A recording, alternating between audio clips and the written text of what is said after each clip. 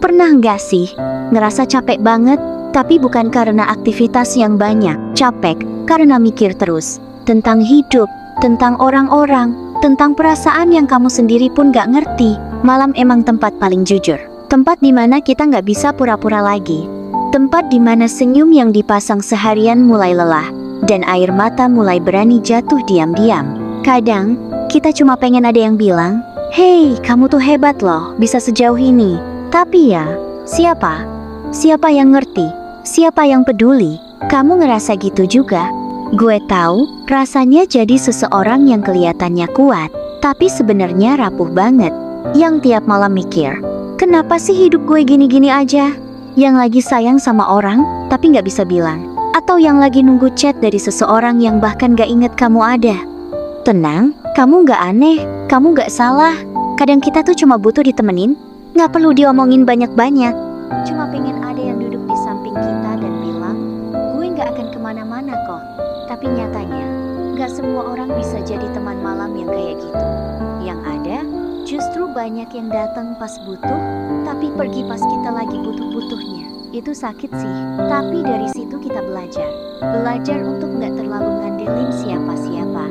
Belajar untuk jadi tempat pulang buat diri sendiri. Kamu tahu gak, overthinking itu bukan karena kamu lemah, tapi karena kamu mikirin semuanya. Bahkan hal-hal kecil yang orang lain anggap sepele. Itu artinya hati kamu peka, kamu peduli, kamu tulus. Tapi kamu juga harus ingat, gak semua hal layak buat kamu pikirin sedalam itu.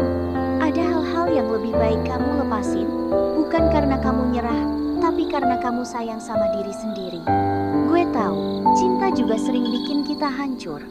Suka sama orang yang gak bisa dimiliki, atau ditinggal pas lagi sayang-sayangnya.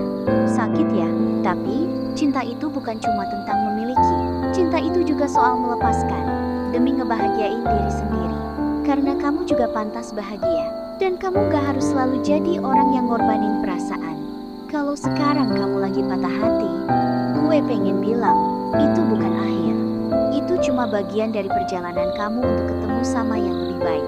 Yang benar-benar bisa lihat kamu bukan dari fisik, tapi dari hati. Yang bisa lihat tangis kamu, bahkan saat kamu cuma diam. Yang mau tetap tinggal, bahkan pas kamu lagi berantakan.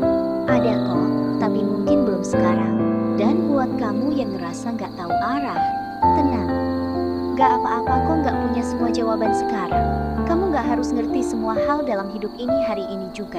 Hidup tuh bukan lomba lari. Gak semua orang start di tempat yang sama. Ada yang udah jauh, ada yang masih di awal. Dan itu gak bikin kamu gagal. Pelan-pelan aja. Yang penting kamu terus jalan. Kalau hari ini rasanya berat, gak apa-apa. Tidur aja. Istirahat. Besok coba lagi.